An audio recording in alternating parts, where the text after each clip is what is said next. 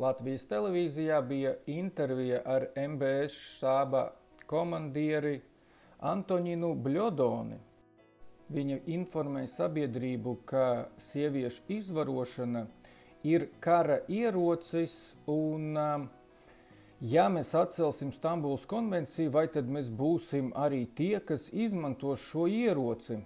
Sarunas sākumā viņa pielīdzināja 7. oktobra Hamas teroristisko uzbrukumu karam.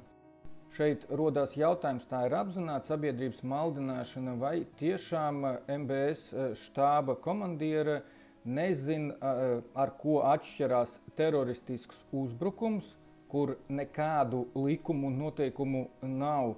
Un karš, kas vismaz oficiālajā civilizētajā pasaulē tiek balstīts uz Ženēvas un Hāgas konvencijām un ANO un Romas statūtiem. Savukārt Stambulas konvencijai nav nekāda sakara ne ar terorismu, nedz arī ar karu. Un LTV šo labprāt visu pārraida svētku laikā. Es aicinātu atsaukt šo informāciju un atvainoties sabiedrībai par tās maldināšanu.